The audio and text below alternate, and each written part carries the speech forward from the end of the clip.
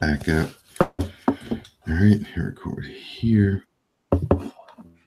In 3, 2, 1. Hello, and welcome to episode 4 of the Forever Young cast. I'm your host, Don Delarenze, and I'm joined by my co-host, Miss Jupiter Julep. Hello. Good evening. Good evening. How are you? Well, and you? I'm well. And we're joined by our co-host, Madam Lizette, Miss Halisa. How are you doing, Halisa? Good. How are you guys doing? Yay! I feel like a soundboard of noises. Okay. We'll see what we can do if we can get that in the CSPN budget. Get y'all to get some more members over to the patreon.com/CSPN media. Maybe we can get that into the budgetary mix. Maybe we can borrow some of the sounds from Comic Book Chronicles. Oh my gosh, yeah. Yes, for sure. Yes, because I do not want to have to beatbox. The Forever Young cast can be found on the web at cspn.us. So, ladies, we are into the of this year's tournament. It's been a good tournament so far. We've met a lot of, up and comers, some new faces. We've also been reintroduced to some players from last year. So that storyline continues right off the bat as we get Rachel Evers. She says that she's the queen of strong smile. She's the second generation wrestler trying to make her own name. And she feels that she lost her focus in last year's tournament. And we meet someone new in Hiroyo Matsumoto. She's known as the Lady Godzilla. She gives a great rundown of all her movesets. And she says that she fights with high energy and she destroys everything. So we'll start with the video packages before we get into the match, ladies. The introduction to Miss Matsumoto. I'll let Jupiter Julep go first. What did you feel about her little video package vignette? And did she do enough to kind of get you interested in her match? Yes. The notes I wrote down for her was that she talked big trash, that she was a student of Funaki, who I love, and that her dream match was to wrestle The Undertaker. So she had me sold all the way. Now, I do believe they introduced Rachel Evers first, and I didn't understand that they say the queen of strong smile, and I thought they said strong style. So when I was watching the match, I was like, no, it didn't like gel for me, because I thought that she had vastly oversold herself as strong style, especially going against Hiro Matsumoto. Miss Halisa, I'll bring you in. And you can talk about Rachel Evers and her video package a little bit more. They tried to, kind of focus in on her matchup last year and her second generation roots. So did Rachel Evers impress you, or did she need a little bit more work to get you interested in what she's bringing to the ring? So last year going into it, I wasn't really sure who she was, just because, it was really one of her first WWE matches. This year, I was looking forward to her match. I thought her video package was cute because I think the last year or so, she's basically been in NXT the majority of the time. So them just kind of showing her at the Performance Center and being in the NXT ring, I thought that was a good look for her. I think that listening to her talk, and it's even listening to like her presence in the ring and in the video package and everything, she seems to be more confident and a little bit more serious and not so smiley. Like, I understand they call her the queen of strong smile, but she wasn't as smiley as I think that she was last year. Like, last year was one of those, I'm so happy to be here. And this year it was, okay, I lost last year and I came this year to win. So I think that did make me a little bit more interested in her and what she was going to bring to the ring this year. We get into the match. Miss Matsumoto cuts off Evers with a German suplex. Evers pops back up and then she hits a big boot, but Matsumoto levers her with a lariat. Matsumoto then hits a deadlift powerbomb, followed by a Saito suplex to put Rachel Evers away. Miss Matsumoto moves on to face Toni Storm in the next round. So, Helisa, I'll bring you back in to dissect this match. I thought this was a really good match, really rock'em sock'em. They really went hard. And I thought that this may have been maybe the best matchup of the first round when it's all said and done. So I really enjoyed this match as well. I think they did a very good job of showcasing both female wrestlers, and it was nice to see Rachel kind of like take a beating and then also give a beating. And when she basically stood up and no-sold the suplex, I was just like, oh, okay, I'm invested. Like it just is a different feel to her this year than it was last year. It was kind of strong style in spots, especially when they were kind of like trying to test each other out and just see like who could overpower the other. So I thought that was a good way to just kind of show like how powerful both women are. I feel like Rachel has cleaned up a lot in the ring compared to last year. And even just in the few matches that I have seen of her in NXT, this is probably the best match that I've seen her in over the last year. I was surprised that she lost, though. I thought that she was going to go over, but I also realized that WWE is trying to attract that Asian viewership. And so, especially in the female department. So putting over and having a bunch of female wrestlers kind of go over and win continues to put that viewership and put that crowd in the butt in the seats. So overall, I really, really enjoyed this match. And I also just like the commentary and how into it that they were. They really sold the match for me as well. So good showing for the both of them. All right, Miss Jupiter Jula, I'd like to get your analysis of Miss Matsumoto. She's moving on. Will be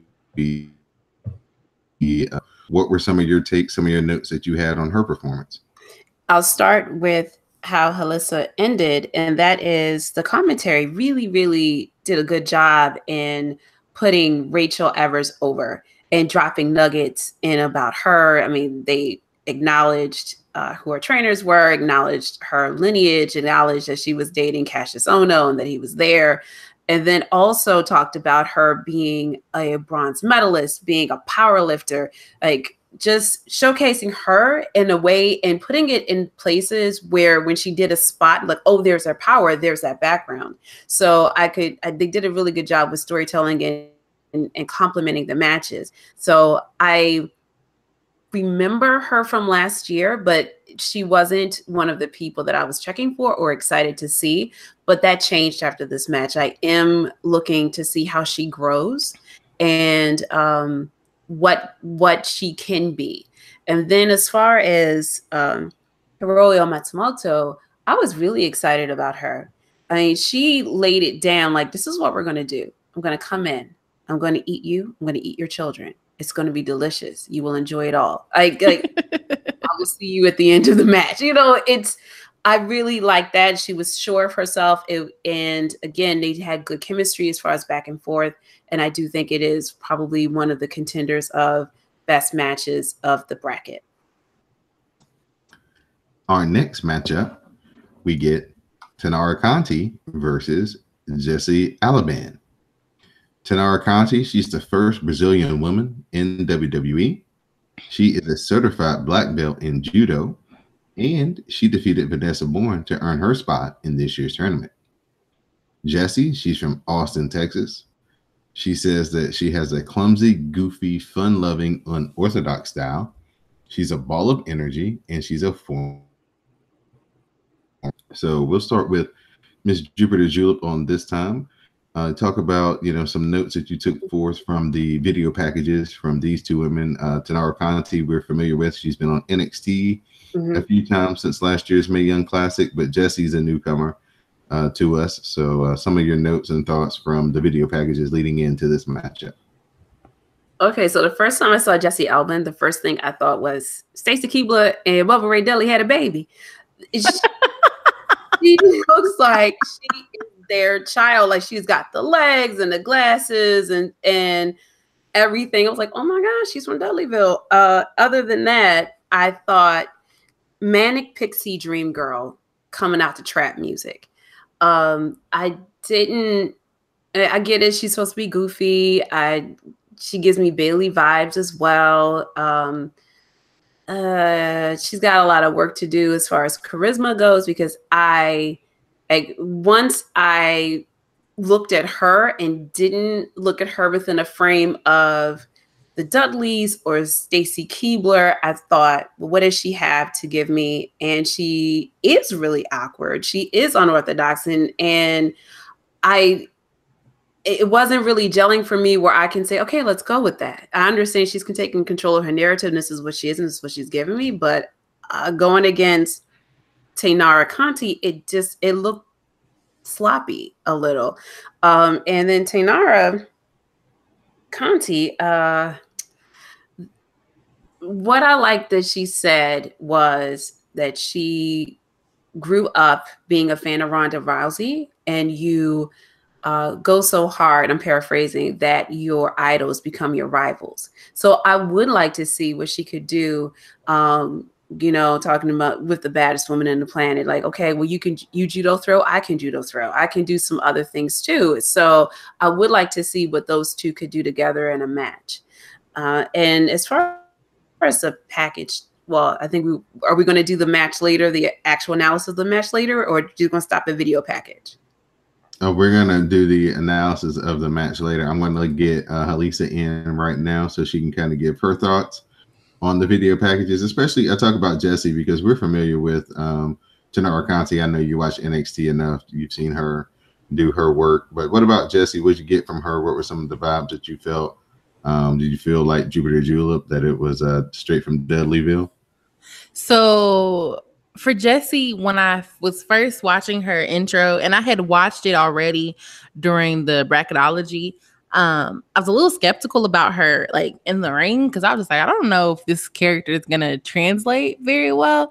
But watching it, this will be my third time watching the video package. She kind of won me over. She gives me a little Bailey, a little Dakota Kai, a little Dude Love, especially when she was like, I'm from the earth. I was like, you know what? We could do like the hippy dippy thing. And also because she's an Austin girl, and she's doing the keep Austin weird thing. And I know what that is, because I mean, I live in Texas. The character for me translated well. And I think she does have the charisma, unlike Jupiter Julep does.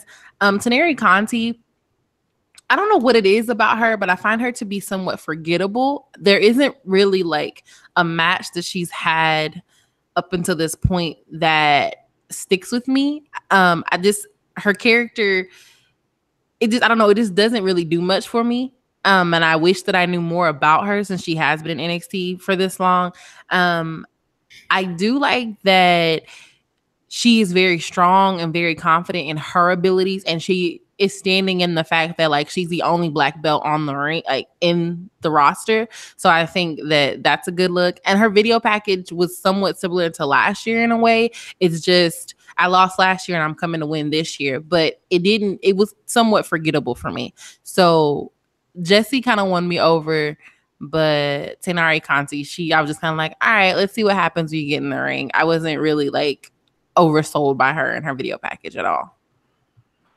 So we'll get to the in-ring action between Jessie and Taynara Conti.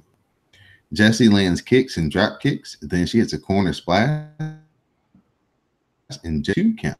Taynara Conti fights back with the spinning side judo throw, and she gets the win. And Taynara Conti will go on to face Lacey Lane in the next round. So, Miss Jupiter Julep, I'll bring you back in so you can give your match analysis on what you thought of Taynara Conti getting the win with the side judo throw to move on to the second round. I agree with Halisa, where I do think that Taynara is a little forgettable. I thought this match was forgettable. I'm looking at my notes, and I didn't really write anything. I wrote for Taynara, I wanted her to dance after the win. like a heel dance, like in your face type of a dance to kind of give me something. But as far as the match go, it was, I thought that Jessie was a little, I mean, with her legs and everything, going against, this was the David and Goliath type of match that the awkward style and the weird style didn't really mesh well with Taynara. So I can't honestly break this match down and say, here are the spots I found was interesting, or, or really give a great analysis. I apologize. All right. Well, Miss Halisa, I'll bring you in for your match analysis between Taynara Conti and Miss Jessie. So I like that in the beginning, Taynara kind of showed her power with just kind of like her grabs and throws of Jessie. And I like the fact that Jessie really like made it seem like she was that strong enough to throw her, because Jessie is a lot bigger than Taynara. And I don't think they really showed that a lot, but she, hovers over her in a little bit. I felt like Taynara was basically toying with Jessie in a form and just kind of being like, I am better than you. I am going to beat you. So what else are you going to do? And Jessie kind of just kept fighting forward and pushing forward. Taynara was a lot more aggressive this year than I think she was last year. And she also has a more confidentness about her and her style, her ring style now than she did last year. I thought that Jessie and the slingshot kind of gave her a good momentum shifter when the match was going on, especially since she had been getting beat up until that point. And then Taynara coming through with the judo throw and the side slam, like that was a good finisher for me. And Taynara kind of reminds me of AJ Lee in like that craziness. I don't know what she was doing with her mouth, but it stuck with me and it's kind of distracting. Mm-hmm. But I just was like, why is she doing that with her mouth? And she did it the whole, like from walking down the ring or walking to the ring, being in the ring, wrestling in the ring. She just kept doing this weird thing with her mouth. And I was just like, please stop, because it's taking away from the match. But even as the match was going on or whatever, she did kind of have those bits of crazy and yelling at Jessie and just being like, you done messed up and all of that. And I felt like that was kind of AJ Lee in an esque. Mm-hmm. I thought that the match wasn't bad. Like I thought it was a pretty good match for the both of them, especially since it was probably one of the first times that Jessie has ever been on a televised show that didn't involve like a house show or anything like that. So I kind of was rooting for Jessie about halfway through, just because she was kind of showing like, hey, I can go. And she was selling and, she was taking her bumps well. But I also understand where Jupiter Julep is coming from by saying like she's too goofy and she's too clumsy and that not always translating well, as you can tell, because the way I took it and the way Jupiter took it are two different ways. But I didn't find the match to be bad. It wasn't better than the first match, but it was good for what those women were putting on for us. Thank you for that analysis. We'll let everybody know, remind them that you're listening to the Forever Young Cast. This is episode 4. I'm your host, Don Delarente. I'm here with my co-host, Miss Jupiter Julep and Miss Madame Lizette. So ladies, we'll move into our next matchup. We had Isla Dawn. She's from Scotland. She calls herself the modern day witch hunt, and she has a kickboxing background versus Nicole Matthews.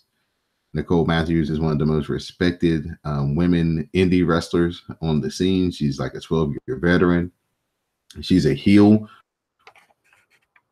attitude, and she was an alternate that didn't get picked in last year's tournament. So Miss Halisa, I'll let you start with the video packages. Both of these women are new to me, so I don't know if you had any familiarity with either one before tonight. I think Isla Dawn was in the 3-way during the NXT UK show, so I can't say I saw one match, but I don't have anything more to go on off of that. So your thoughts on this video package for these two women? So I watched this show twice. I watched it once and didn't take any notes and just watched it all the way through. And then I watched it again and took notes of things that I might have missed. And the one thing that stuck out to me was Nicole Matthews. Like, she kind of gave me Mercedes Martinez vibes. Like, I've been wrestling for 10, 20 plus years. Like, I deserve to be here more than anybody else deserves to be here. And she really put herself over in her video package. Like, paraphrasing, but she said, I was alternate, and if you're showcasing the best women in the world, not having me on the show means you didn't showcase the best. And that like line there made me stop and pause and be like, wait a minute. Like, she's saying all the rest of you that were on here last year couldn't even like hold a candle to what she's putting on. And so that made me kind of excited to see her and see what she was, you know, going to do in the ring. Isla Dawn, I didn't watch the UK show, so I had never seen her before. I like the witch character. She is also another one of those European girls who has a character. It's not just, I'm just here to win, or I'm so happy to be here, or I'm just going to do my best. Like, she has a character. And the commentary team made a point to like put over the fact that this is the character she's going with. She's the witch, and it like the witch hunter, and it works for her.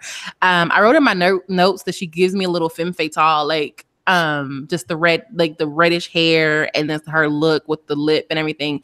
But I thought the video package are good for both of them. I kind of want to go back and watch the NXT UK show now, just so that I can see her wrestle other people if she was in that 3-way, like you said, Don.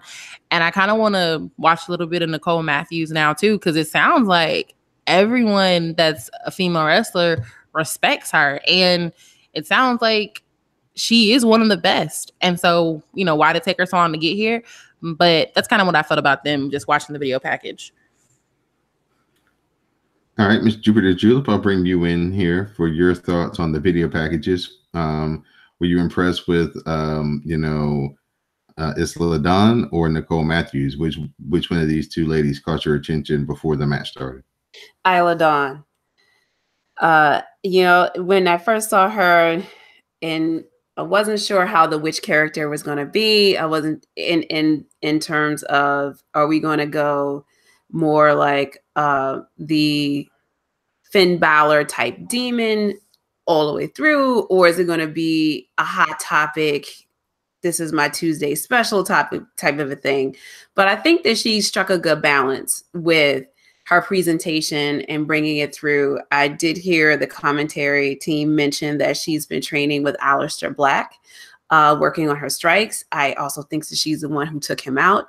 But I could see them in doing a mixed match tag with those characters and seeing what they can, like putting together a program and presenting it through. So I was more drawn to her because of the character. Now, I will say that with Nicole Matthews, 12-year vets, the vets are always getting my attention because I'm in the back of my mind, I'm always wondering, what could they have brought to WWE, even though it was an era of the diva?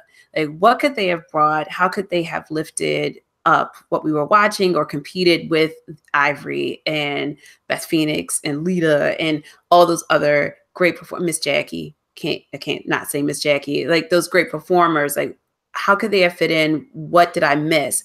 So I'm always really, really keen to watch the vets who I had not been introduced to before. And like Alyssa, I did listen to her say like that, like, I am the one. I should not have been an alternative. I should have been on, like, in the tournament, and I should have won it, like that type of attitude. So I was really looking for her to bring it and see what she had to offer. All right, so we'll get into the matchup itself as we had Isla Dawn versus Nicole Matthews. Dawn lays in rights and hits an ankle slam for a 2 count. Matthews fights off a half and half suplex, and then she hits a lariat. The Lion Tamer follows, and Dawn fights, but she eventually taps out. And Nicole Matthews will move on to face Tegan Knox in the next round. So Miss Halisa, it was a good fight that she put up, but Isla Dawn was not victorious, and Nicole Matthews will be moving on with a good-looking Lion Tamer for the finisher. Your thoughts and analysis of this hard-hitting match? I really like this a lot as well. So yeah, I really like this match as well. Matthews was really, really aggressive, and she was super dominating. Like, I wrote in my notes that the match felt really one-sided. Like they were just telling the story about how good Matthews was and just how much of a veteran she was, while Isla Dawn was kind of, I guess, fighting her way through. But it wasn't really a way for her to. It wasn't really a match that was supposed to like fully showcase her and her talents. I did get the striker thing when they were like, "Oh, she changed Aleister back," and I was like, "Oh, well, now it makes sense why she's doing so many kicks and things like that." And these kicks are really powerful. Like her strikes are really powerful. That makes sense. But it's a little like she was just beat up. She, by the time the match was over, she was red all over, and you can just tell that Matthews had dominated her a lot. I am happy that Isla Dawn did, though, like push forward and continue to push forward and, you know, continue to fight back and show that she wasn't going down without a fight, because I feel like that was a good story to tell, especially if she's going to be one of our potential NXT UK women. I had a question. Is this the first finisher that was a tap out? Because I feel like it was. And if that's the case, like they waited a while to give us that, and it looked like the Isla was in all kinds of pain. So I enjoyed the match. I thought it was a really aggressive match. I thought that it was a hard-hitting match. It was probably one of the best matches that we've seen out of all 4 episodes. Just with Matthew just being the dominant heel that she said she was going to be, and that I can respect. Always love somebody who talks all this cash shit and backs it all the way up. So it was a good match for me. Jupiter Jet. Julep with a hot tag. Oh man, I mean, you said cash shit. Now you're talking my language. All right, Anwar, here's your first like shout out of the night. Let us know if that was the first tap out we got. You talking about in this year's or just period? In this, well, I mean, it could be period, but I'm pretty sure it'd be this year's, because last year Shayna Baszler got everybody to tap out. So I'm talking about this year. Or anybody else. I mean, but you know, like let us know. I was also going to mention the fact that Isla Dawn being so pale, it helped sell the brutality of Nicole Matthews, because she was red. She was just as red as her hair by the time that match was over.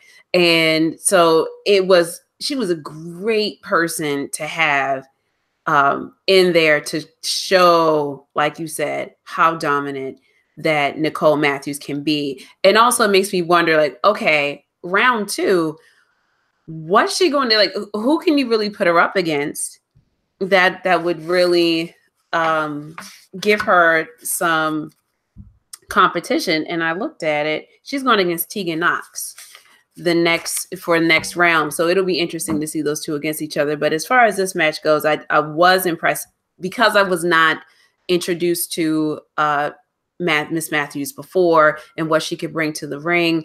And I did see dominance, I did see style. I would be interested to see how like what would come of this tournament. Like, could she go a full contract to WWE? Could she or is she an indie darling? I do believe she works. Let me see if she's Shimmer or Progress. I think she's Shimmer. So she's been working at Shimmer. I am interested to see what will come of her, what will become of her, and her style. Like, where can you go with being so dominant? Like, what kind of stories can you tell? Yes. Here's the thing about Nicole Matthews. At least this is a rumor that I read yesterday. She has been barred from coming to the U.S. for the next 5 years by Canada. So she won't be in WWE anytime soon. There were issues with there are issues with her visa. I don't know like the specifics. It was on nodq.com. They posted it on Twitter yesterday. Yeah. But yeah, she, you know, Canadians, like Canadian law, they take that stuff very seriously. So if you mess up, they just like, you can't come back. So if she is going to wrestle, it won't be in WWE, at least not any extension of their American brand. Maybe they'll let her compete on the UK brand if they do decide to sign her. But that's what the rumor that I heard or I read. And on her Twitter, she kind of put like, to address the elephant in the room, I'll be back, or we're gonna wait this out, or whatever. And I'm like, girl, in 5 years, like, that's a long time to be waiting something out in the US at least. So what did they say what she did? They didn't really give specifics, and I'm pretty sure they're kind of keeping it hush hush to figure it out. But it's something about her work visa. I don't know if she like violated, how it's supposed to be used or what. But Canada said, girl, you better sit still. Stay right here. Can't go nowhere else. Well, yeah, she is not my pick to win. I'm still thinking it's going to come down to Io Shirai and Muramatsu. But still, interesting. Yeah, just dropping some news from yesterday. Something just told me to click on it and read it, and I did, and I was like, oh. All right. What you think, Dawn? What do you think of Nicole Matthews and Isla Dawn? I like that match a lot. I like the contrast in styles. I'm always a big fan anytime that they contrast the styles. So striker versus kind of brawler, super aggressive. It worked for me. Nicole Matthews, did show her dominance in the end. Just finally we get one of the bigger girls kind of overcoming one of the smaller girls in one of these matches. So that was a good twist. And I'm excited to see what happens in the next round against Tegan Knox, because she's going to get somebody else who's a little smaller, a little quicker, a little bit more athletic, but we'll see if her power can overtake her in the end. Mm-hmm. Next up, we get Io Shirai and Brookside. So Io Shirai, she says that her style is a combination of high flying and strong style. Rey Mysterio Jr. is her role model, and she desires to make you think of men and women equally and when it comes to wrestling, as far as their ability and what they can do and what you can see them do and what they can attain. Xia Brookside, she's 19 years old, the youngest competitor in this year's tournament. She's the daughter of English legend Robbie Brookside, and this will be the first time her father will ever see her wrestle in person. So Jupiter Julep, I know you've been very excited, as we all have, to see Io Shirai in action. So it's finally here. It is. So how did the trailer or her video package suit you, or make you feel? Did it get your anticipation even higher for the match? Yes. So I'm gonna be kind, and I want to start with Xia Brookside, because I really want to gush about Io. So when I saw the picture of Xia Brookside, I thought, oh, she looks like a unicorn Tweety bird. And she's young. She's got a lot of potential.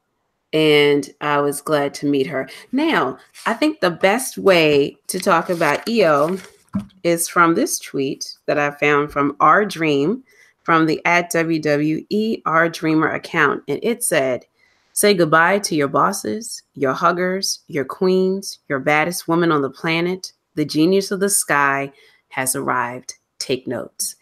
That is what I think about Io. All right. Yeah, Whole women's division. All right. So, Miss Madam Lizette, I'll bring you in. How'd you feel about these two trailers, these two vignettes for these two women? You can, express your thoughts on Io Shirai and your expectations, and how did the video package, hype up the match for you? So I'm gonna give Xia Brookside a little bit more love than Jupiter Julep did. I thought she was adorable. She does look like a unicorn with all the purple and blue and pink in her hair. She has that bright-eyed, I'm so happy to be here, but from the video package and like little parts of her matches that they dropped in, it looks like she actually, she knows how to wrestle. So that kind of made me excited to see her. To know that her dad had never seen her wrestle before, I knew that was going to be something special and that she was going to put on, a good match. And my assumption is they put you in the ring with somebody like Io Shirai because they feel like you will do a good job in a match against her. Even if you're going to take the L, like, you're going to do a good job. So Triple H and the rest of them giving her that vote of confidence made me kind of give her a vote of confidence as well, thinking, okay, if they're doing this and they're saving it for the last match of the first round, you know, she's gonna carry her own. She's gonna hold her own. Io takes the cake, steals the show. Like, she said, I was #1 in Japan, and if I keep doing what I'm doing, I'll be #1 in WWE. And I was like, all right, drop. Like, mic drop. That's it. That's all you have to say at all. Not only do the women's division need to be worried, but your Seth Rollins, your AJ Styles, and them, they need to be looking like, you know, she's amazing. And in being ranked #1, like, it wasn't just, oh, she's ranked because she's the #1 female wrestler. No, she was ranked as #1 wrestler, period. That's how they ranked her in Japan.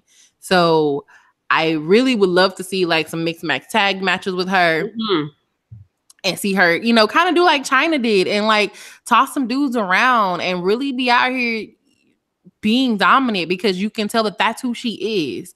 And she has a lot of confidence to her. And her video package, as someone who's never seen a match, heard of her until the WWE announced her and everything, like, this is my first introduction to her. I was like, okay, I'm here. I'm excited. Like, let's go. Match on. So I think they did a good job, the video package for both ladies. Amen. Now it's time for the matchup. Io Shirai versus Xia Brookside. Brookside misses a kick and Shirai hits an uppercut. The running corner knees follows and Shirai heads up top. And a picture perfect moonsault, and Io Shirai gets the win. Io Shirai moves on to the second round to face Zeuxis.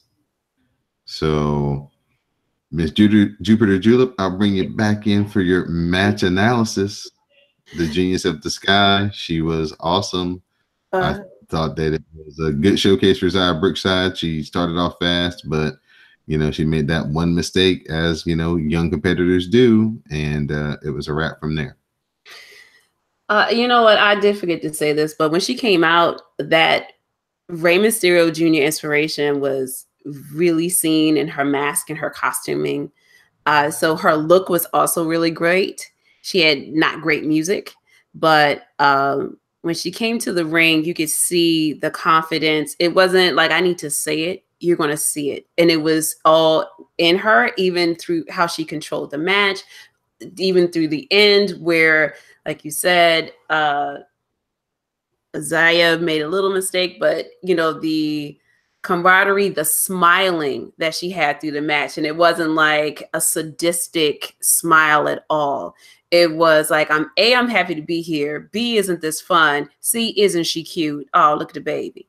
And, you know, D, I'm about to end this because one of the notes that I did write down was that she didn't play with her food. Like, this was a quick match.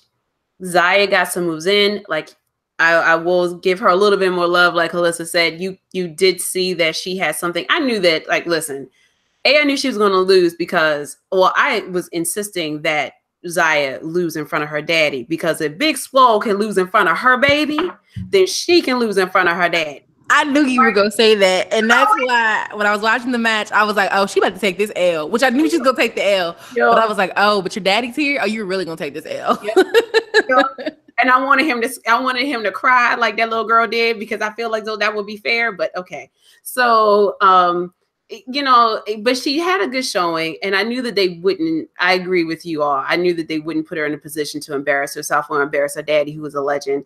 And I'm glad to see that she had a good showing. I mean, all of it was really, really good. I will say this about the moonsault, because this is the first time I'd seen it. I watched Olympic diving, and when I saw it, I thought two things. This looks like a perfect clean dive, and number two, this is some of the best camera work that they've done in trying to capture that dive in a great like position where it was as impactful as it could be. My eldest kid was here. We were with me when I was watching and taking notes, and even he stopped. He thinks wrestling is stupid. He does not, I mean, you know, he allows me to watch this and corrals the rest of the kids and like pats me on the head like, okay, you have your fun now. But even he stopped and watched this match and had comments that were to the positive of Io Shirai. I will also say that I had a lot of notes about her. It was interesting that they kept on pointing to or putting the camera on and bringing up Kairi Sane. And I am wondering if they are already planting the seeds of a rivalry. I would love a tag team if WWE actually does a women's tag team division, but I'm wondering if they are planting the seeds of a rivalry. So I'll leave it there and we can probably jump in. I'm tagging you in, Halissa. All right, I'm here. I'm taking the tag. So one of the things that I noticed, and to kind of like piggyback on Jupiter Julep, was the Kairi Sane thing. So as soon as she hit the ring, or Io hit the ring, they were like, she didn't get to compete last year, and her best friend Kairi won. And she said that she's so happy that Kairi won last year, but this is a new year and this is a new tournament, and she's here to win it. And I wrote down they are building the friendship feud between Io and Kairi already. Mm-hmm. Only thing is, Io is so much more dominating than Kairi. Like, I wasn't sold on Kairi last year 100%. Like, I figured once I kind of got to watching, I was like, she's gonna win it. But Io, it's not even a question. We in the first round. If she loses, I'm giving up on WWE altogether. Amen. Because you just can't take the number one and then have her just like lose in the finals or the semifinals, whatever. You can't have her lose, period. Because she's that amazing and she has that confidence about her. I love that Xia attacked first. I love that she had that. I'm not backing down. Like, I know who you are. I know how important you are. I watched your video package. Like, but that's not going to scare me.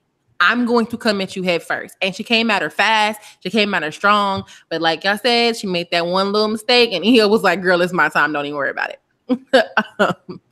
And Io does the same thing that Asuka does, which is she smiles when she beats you. She smiles when she hurts you. She smiles when she wins.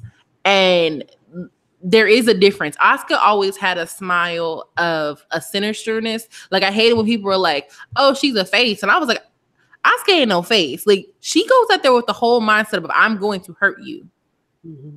With a smile. And the smile is not a cute smile. No, Io looks like, I'm out here having fun and this is my smile. And if you get hurt in the process, I'm sorry, but I'm here to win and this is my smile.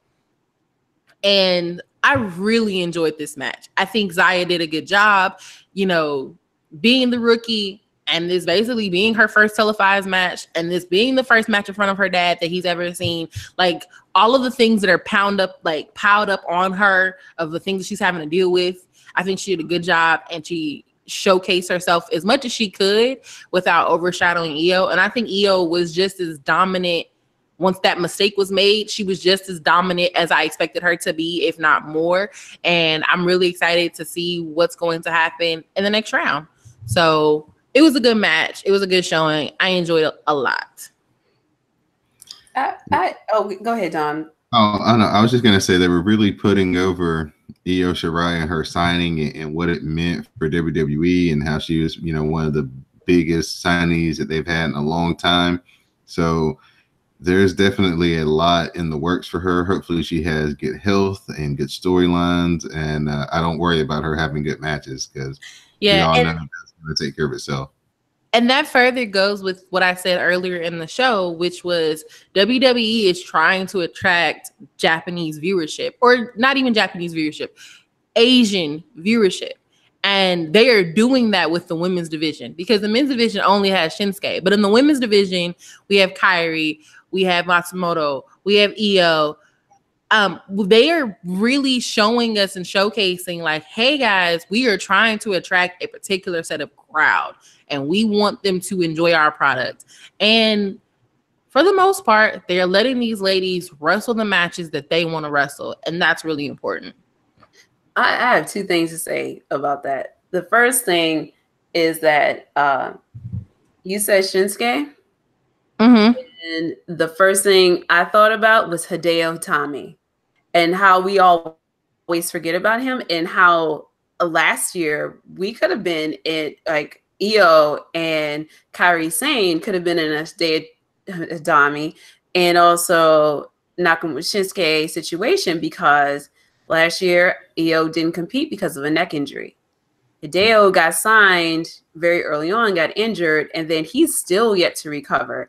But so it's interesting how easily we forget them, or how easily WWE forgets them, even though, like you said, that draw, I mean, the reason why they signed them, the reason why they did all those vignettes and advertised them is because they are trying to utilize that draw, but yet and still WWE going WWE. And now the other comment I have to say is we're talking about viewership. We're talking about Io Shirai and essentially the equality of seeing men and women wrestling, you know, as equals, and also WWE trying to get that Asian viewership. Do you think that they would have a mixed tag, like not tag, but I say mixed or intergender matches like Lucha Underground does? Do you ever think the WWE will progress that far, especially with a signee like Io Shirai, or no? No, it's called $1.25 billion from Fox. You'll never see men on women violence in WWE. You'll see like a woman smack a man like Brie did Miz, but you won't see it the other way around ever, because public traded company sponsorships, it's just not a good look on American TV. Okay. What about you, Halissa? I don't think it's going to happen. And I think that is a missed opportunity for WWE. I mean, they barely wanted China to do it. So I really don't think that they're going to. And that was, you know, before we were in censorship and what we showed on television and caring about what the viewers saw and all of that. Like, that was in a generation when people were just kind of excited to see what was on television and didn't really have an opinion about it. Now, with the way the climate is, I don't think they would do it at all. And I feel like that's a missed opportunity. Like the other day, well, actually, after I watched this through the first time, I watched an MLW show, and it was Joey Ryan and a couple other people. I just can't remember their names right now. And it was an intergendered match. So like the men took bumps from women, the women took bumps from the men. And I didn't feel any kind of way. Like I didn't feel like, oh my God, he's hurting her or nothing. It was just like, yo, girl, do your thing. Like, I think WWE doesn't realize that like the community that you're putting your product towards, we know that this is a violent sport. So we can accept if a woman takes a bump from a man or a punch or a kick and vice versa, especially if we believe that that woman is strong enough to do that to that man. And I think that because they're so worried about like the climate that we're in and just like the general public's opinion of it, because I can just see it now on ESPN, like, oh my God, you know, Io Shirai took a punch from the Miz. Like, how could they possibly put that on television? That's so awful. But it's like, it's in the ring. Like, I could see if it was like just out backstage, but it's in the ring. Like, that's what we're supposed to do. We're supposed to take these punches and these bumps and these kicks and things like that. So I don't think the WWE is ever going to go that route, especially like Don said, they got to deal with Fox, and Fox is not going to mess up. Like, they're not going to put that on television, and WWE's not going to mess that up. And you know, so, go ahead. Well, you talked about the climate that we're in, and can you tell me a little bit more about what climate you mean? I think that people are more worried and more geared into preventing domestic violence, and they don't know how to take domestic violence out of like partner on partner or family on family and translate that into like, we're watching a WWE match and this is what happens in a WWE match. Because I'm looking at this and I'm thinking two things right away. And the first thing is that one of the greatest hurdles WWE in particular has had to overcome has been wrestling is fake. And how do you deal with that idea of like, oh, you're not really punching somebody, and that's why people stepped away from wrestling or say silly things about it and say, well, it's sports entertainment or whatever it is, because it's all of a sudden fake. And even though they say, yes, you can put it may be predetermined in some aspects, and there may be writers in some aspects, but this is still a very physical thing. And you trust people, and accidents happen, and you put your body on the line. I mean, because these are two performers in the ring who are cooperating with each other to tell you a story. And I think that in the climate of gender equality, in the climate of the age of the superhero, where you have Captain Marvel, when you have Wonder Woman, and these people and these women are powerful and going toe to toe and saying, look, I'm here to compete, and you should deal with me. And who let Godzilla loose? Sorry. So I was like, okay. I was like, oh. Don got a ghost over there. Lady Destroyer came in here. Okay. But, it's like in terms of getting, of being ahead of the curve and saying we have performers, we have the highest performers around who will work in concert with each other to tell a story, that I think that, when you talk about the women's evolution, part of the evolution should be competition. So I think that it's interesting to me to see them not progress in that way. However, you talked about money and publicly traded company. I would like to say that Marvel and Black Widow and all those characters are owned by Disney, which is a publicly traded company. And also the fact that you have, it talks about how they haven't really progressed in mind and thought, which goes back to my WWE's going to WWE. And I wonder if Io Shirai, if she has a mission about like gender equality, if she will stay in a place that's stagnant. And we have Candice LeRae, who bills herself as an intergender wrestler and has shown how that could be done tastefully, successfully, and safely. So I'm putting it out there. I would love to hear what other people think about it. And I mean, also we're in the midst of the mixed match challenge, which I thought at first was going to give us that and didn't. Well, so that right there is the closest you're going to get to what you want, because again, nobody cares about Lucha Underground. Nobody cares about TNA. Whatever organization is doing intergender wrestling, they will care about WWE watching some Glam or Splash or something like that, because social media. Yeah, it's a different age than it was 20 years ago. It was the Hollywood Reporter, if they had a problem, or the New York Times or somebody had an op-ed piece in that, then maybe you would raise your eyebrow a little bit, and you may or may not, take what they say and change your programming. But today, everybody has a Twitter account, everybody has a Facebook, and all it takes is for, 1/3 of that minority to get really vocal on social media. And we know how WWE operates. They're not trying to have any negativity towards their programming, towards their marketing, towards their promotion. So that 1/3 of a fan base who was just outraged about a man body slamming a woman or punching a woman or kicking a woman or whatever moves that he's going to, is them to say, hey, it's not worth trying to explain it. It's not worth trying to fight. It's not worth trying to talk to our average. This is what we're going to do. So let's just not incorporate it at all. Give them the mixed match challenge. Hey, these are our rules. This is how it works. We're not opposed to men and women teaming up, being on the same team, but it's men versus the men. And in that way, they're free and clear of any type of blowback, negative press, negative social media response. And then Jupiter, just to kind of piggyback a little bit on what Don said and some of what you said, the difference between like a superhero movie is we can dispel belief that this is not real, right? the WWE, no matter how much people try to tell themselves, like, it's not real. I have had non-wrestling fans sit and watch. It was a Finn Balor, Kevin Owens match when they went to Japan and Finn won the title. And I want to say that Kevin kicked Finn in the mouth or Finn kicked Kevin in the mouth, one of the two.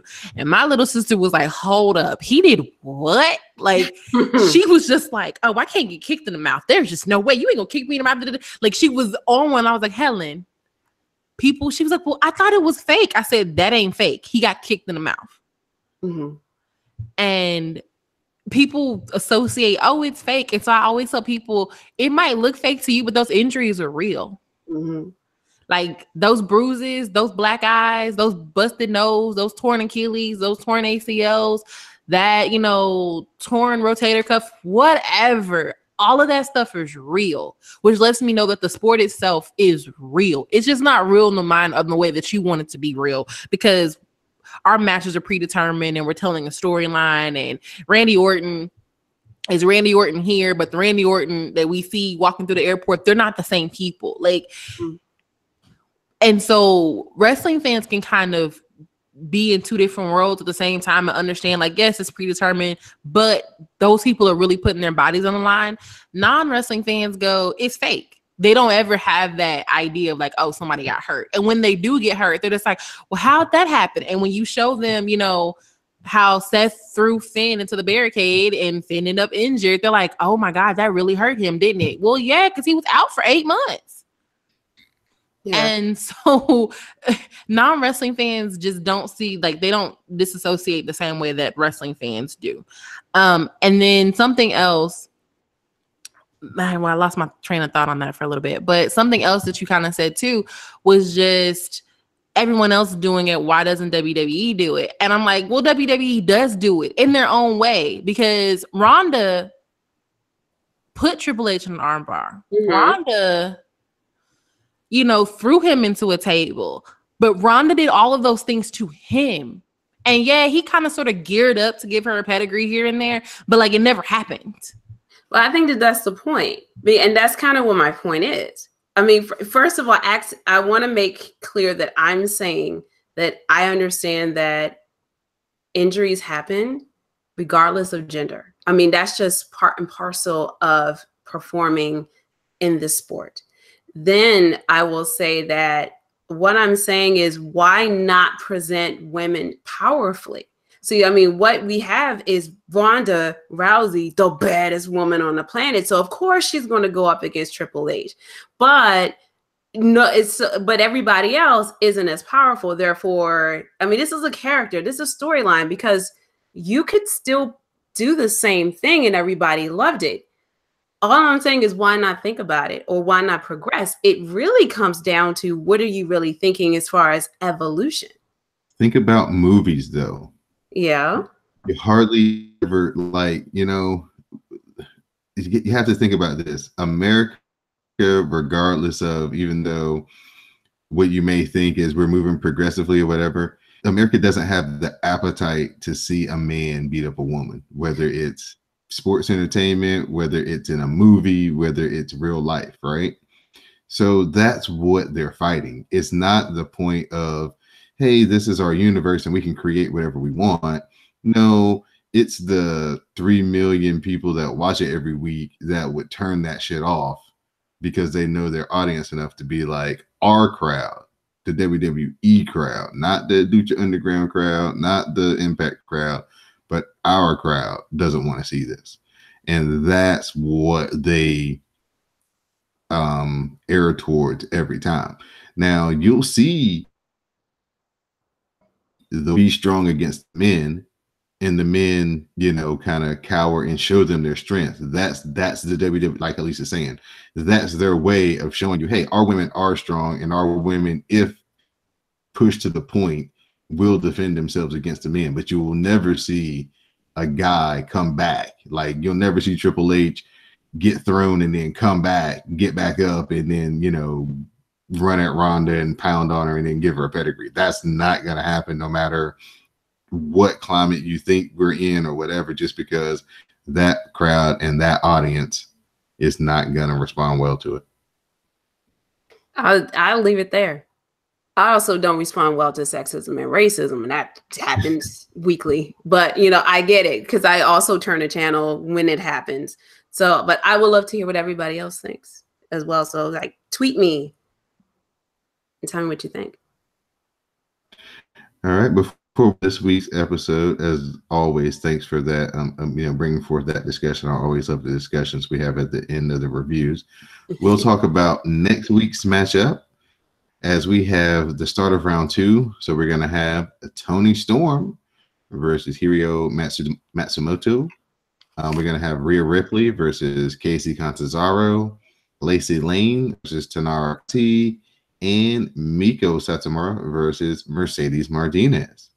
So, Miss Halisa, out of those 4 matches, forward to the most, and do you have kind of like a dark horse that can maybe steal the show that you're not looking at right now as far as like a marquee matchup, but might actually be the match of the night?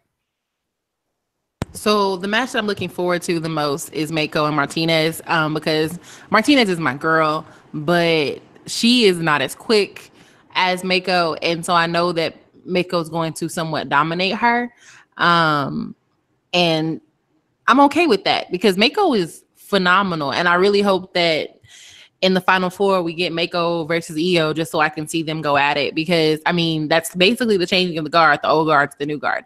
Mm-hmm. The match that I think could be the dark horse,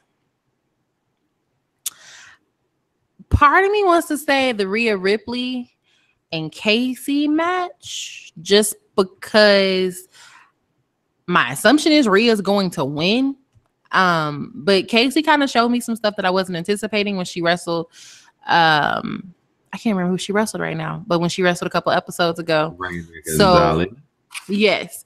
And so I feel like that'll be a good showing for the both of them, especially since Rhea is a little bit more, she's more of a veteran than Kacy in a form because she's been wrestling longer than her, but they can kind of work off of each other. And so I feel like that could be that dark horse match that ends up being better than people anticipated being.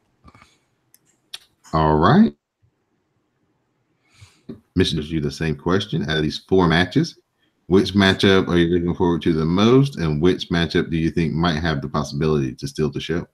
Oh, it's Mako and Mercedes is the one I'm looking forward the most. Even though I'm not a big fan of hers, I am interested to see what Toni Storm is going to put together against Hiroyo Matsumoto.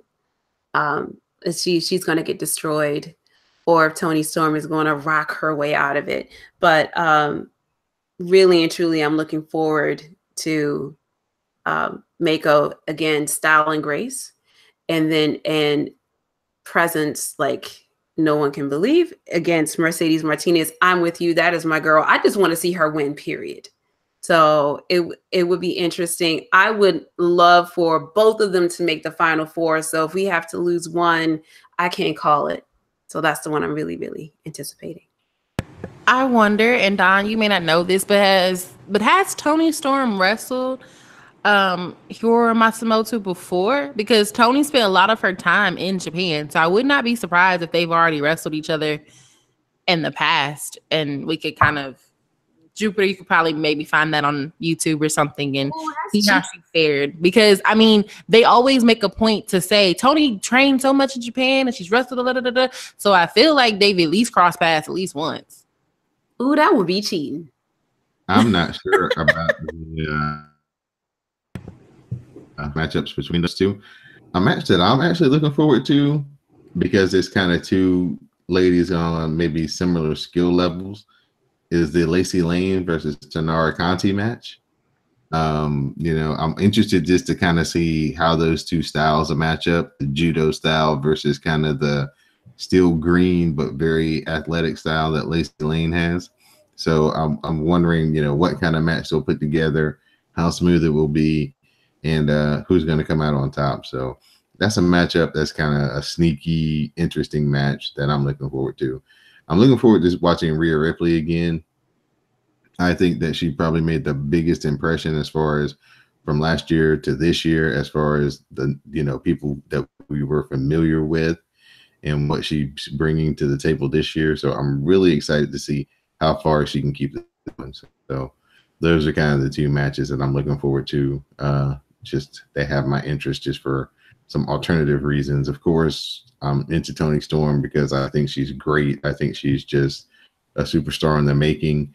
And yeah, I think the Satomura Martinez match will be very technical, very well wrestled, very high level. Could probably be one of those like 4.5 star, classic type matches if they give them the full 15 minutes that they're allotted. So at this point, I'm going to turn it over to my ladies. I'll start with Miss Halisa, Madam Lizette. Thank yous and final points for this episode. So first thing is, this was a really good first 4 episodes compared to last year. Because last year, I think when I watched the first 4 episodes, I was like, oh, some of this was forgettable. But besides episode 2, I really enjoyed all of the ladies that they put on. Some that we had never seen, or some that I had never seen before, and some that were returning faces that I'm really happy that I got to see again, and that have improved in the ring. And I'm excited to see what happens in the NXT UK show, because a lot of those ladies really put on some really good matches to not make it to the next round. So good job, Triple H. You're getting it all together for the women's wrestling. Of course, shout out to my best friend, because my best friend always gets shout outs. Shout out to you both for having me on and for being great host and hostess. And I'm excited to see what we're going to get in the next round. All right, Miss Jupiter Julep, your shout outs, thank yous, and final thoughts on episode 4. All right. Well, shout out to Anwar Starwind and the two of you who make this very, very fun. My kids, they are like, come on. My mama just came in and said Janet Jackson's about to come on. So we're going to be quick. Listen. So, but I agree. I'm excited about the Mae Young Classic, about women's wrestling. And I can tell you, I'll put it to you in the most simplest terms I can. I normally buy the WWE Network a year in advance, and my network subscription will end on October 7th. And I thought, at first I was waffling. Should I renew? Should I not renew? What should I do? And I am sold on continuing the network for at least another month, just for the Mae Young Classic and to see how it all concludes at the Evolution. So I've been really, really happy and pleased, and wish you guys all the best week. I would like to give a shout out and thank you to my 2 co-hosts, Miss Jupiter Julep and Madam Lizette.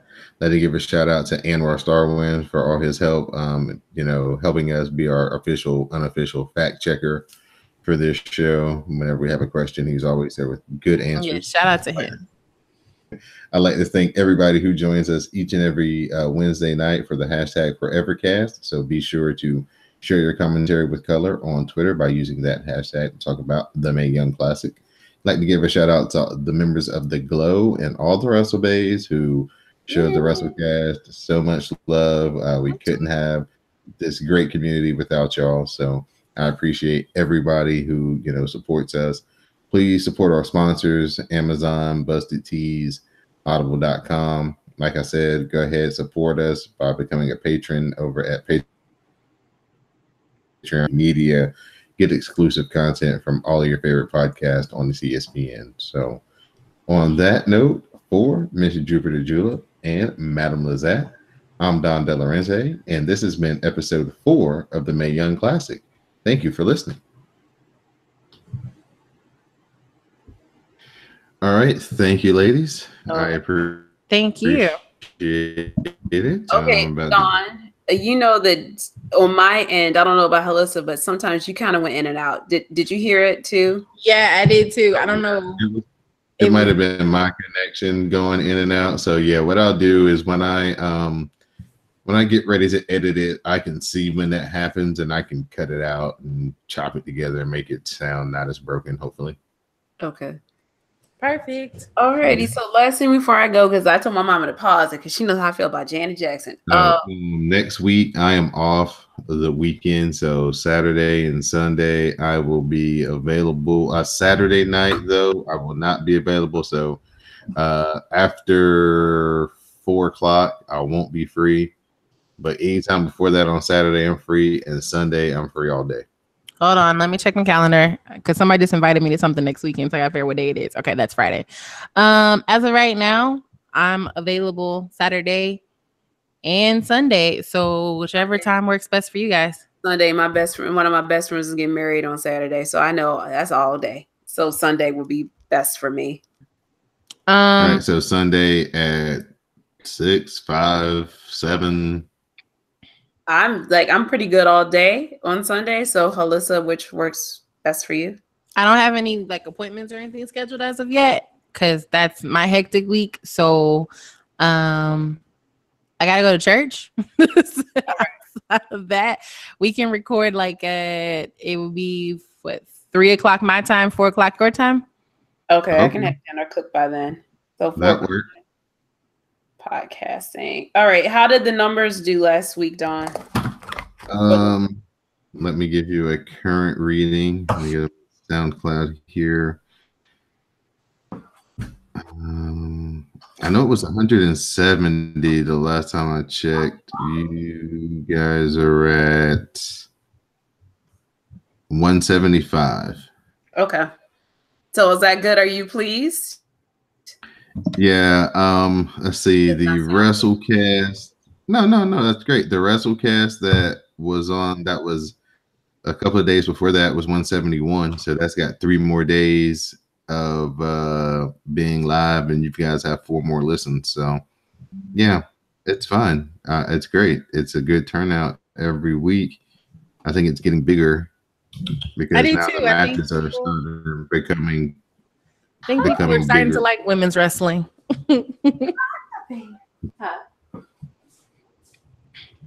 Okay, I guess kitty. The WrestleCast is at 132, which is pretty good for one day. But it'll probably slow down after that. Everybody listens between Friday and Sunday most of the time. So yeah, I'll probably listen on Monday because I haven't listened yet. Yeah. So just a spoiler alert: we have an actual member of the Samoan Coalition on this week's episode.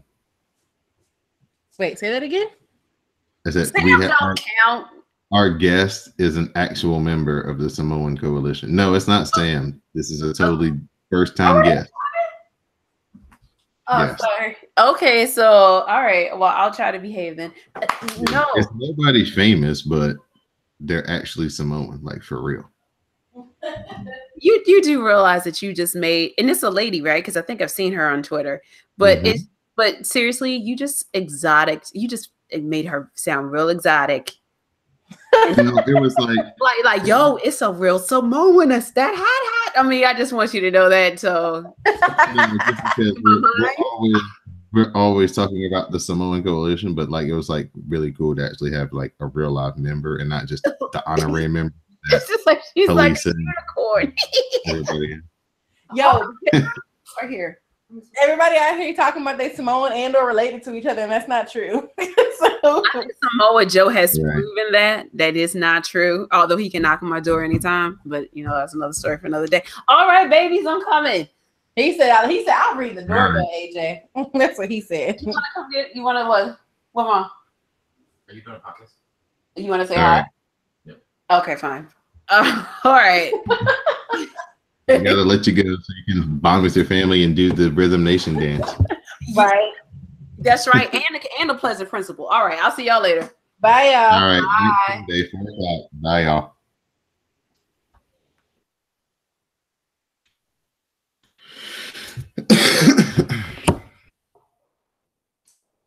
Oh, I will edit that much later in the evening. Much later in the evening. There'll probably be like a halftime deal.